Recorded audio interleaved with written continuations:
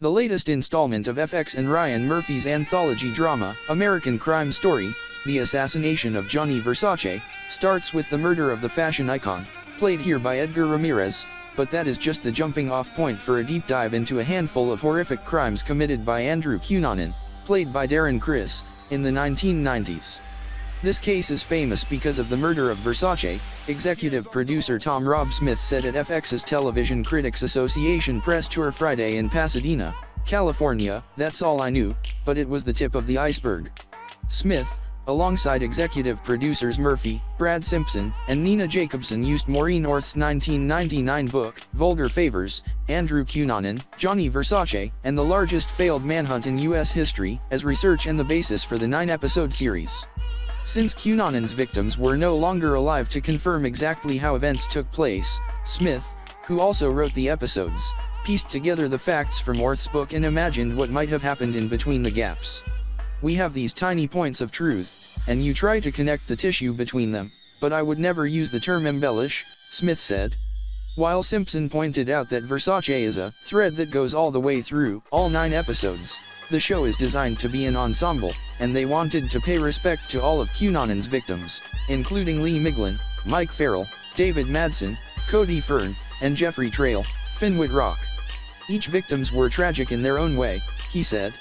Although the show follows Cunanan as he dips in and out of these other men's lives, and ultimately takes their lives, Simpson noted they didn't want to put his name in the title because it felt like it would have been elevating him to a place we didn't want to put him. Jacobson pointed out the title of the series instead describes the political and public action that made Cunanan famous. Some of the themes in the series are the contrasts between Cunanan and Versace in The Destroyer and The Curator. One character is an authentic, honest creator drawing on his heritage, his background, his family, and the other goes on a path of destruction because he wants the fame without the work or the talent, she said. Jacobson also felt strongly that Versace did not have to die, but the homophobia at the time allowed the prior victims' cases to be mishandled or under-investigated. Cunanan was going out clubbing right across the street from the police department. The neglect and the isolation and the otherness in the way the police handled the deaths of gay men, with the exception of one of the victims, made Versace's death a death that didn't have to happen, Jacobson said. The distinction between victims is an important element not only for the way their cases were handled but also for the way the murders occurred and the motivations behind them, per Smith.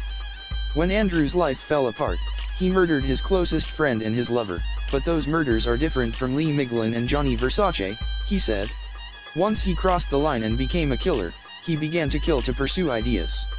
Those ideas, according to Murphy, included targeting people, specifically to shame them and out them and have a form of payback for a life that he felt he could not live. And Smith was adamant about calling Cunanan a spree killer whose pathology more closely mirrored terrorism than that of a serial killer. "This is someone who had a great education and was brilliant and was witty and had the world at his feet. Why does this person end up killing 5 people? You have to explore the intellect. You have to explore what went wrong," Smith said, noting that Cunanan was a man who felt invisible, who was desperate to find a way to be seen. Once he realizes he lost everything, either you build something that impresses someone, which takes a lot of work, or if you don't want anonymity, you can try to rip something down, Smith continued. Andrew ripped down the success of Lee Miglin and Versace. Orth, as well, felt Cunanan's desperation was what drove him and ultimately what doomed him. He was willing to kill to become famous. Now you can be an Instagram star or a YouTube star. If he had been born later, maybe that's what he would have gone for, but he wanted to be famous that he was willing to kill for it, Orth said. The Assassination of Gianni Versace, American Crime Story, premieres January 17 at 10 p.m. on FX.